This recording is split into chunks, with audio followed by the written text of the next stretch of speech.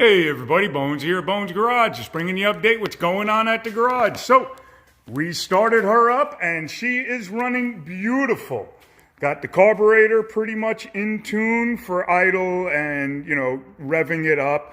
We have the distributor all ready to rock and roll. It's all set up. I put a new program, gave it a nice tune for it, just for startup, just for revving up. I don't know what it's going to do out on the road yet. So give me a second. Let's turn this phone on and I will show you. Okay, so that right there is my timing table. And we're going to start this car up.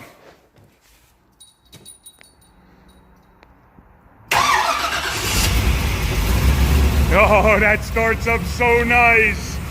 Gosh, that starts up so nice. I didn't even touch the gas and it just started right up. And there is my timing table. So right now she's idling at around 1200 RPMs, a little bit less. She's actually should be idling around 1180, somewhere in there.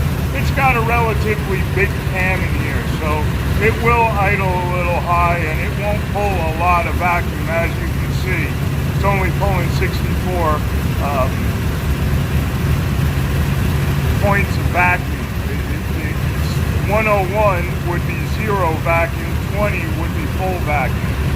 So if I rev it, you'll see the timing bubble. See how it moves? Oh, it's still cold. See how the timing bubble moves? As you rev it, the timing increases and it brings up your RPM. So your increase goes up and your RPMs go to the right. So you'll get it up, rev, down, rev, and back. And here we go again. See how it does that? That's how your timing operates. Now, on a normal car, let's say I'm driving down the road, I floor it, and it hits all the way up here at those 26s. If it is pinging at that 26, let's say the one right here, the second one down, I can just come in, touch that second one like this, there, highlight it, and I can bring it up or down 1 degree. So let's say it's pinging, I want to just bring it down 1 degree. I would hit the negative button. There, brought it down to 25. I would hit the send button. And then once all that is done, let's do the send. I can always just turn that one back up. So we sent it to the computer now. Now the computer, when I hit this RPM and that mark right there with my bubble, that will bring the timing down to 25. Now I can also come in here and we push save. 72 vet number 2, that's my custom program set, and boom, it saved it. So now I have a couple of different programs already on here and I can pull those all up. So let's do this. Let's get out of this screen. Now I can go here to save tables. I click it. I have 2 programs. If I go to this one, now that'll bring it to that one, and you'll hear the difference in the way this car runs. This would have been a stock program or a stock timing set. So let's send it.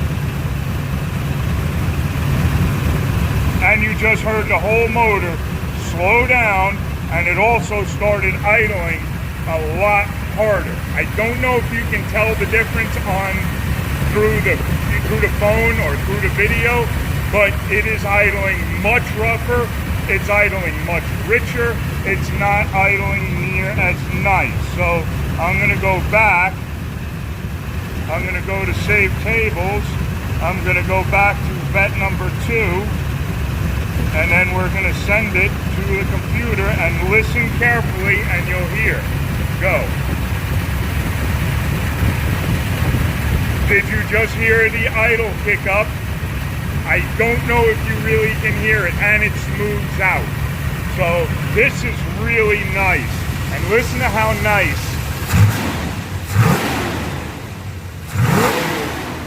Oh, it sounds so good. It is so responsive. And you can see everything's feeding nicely.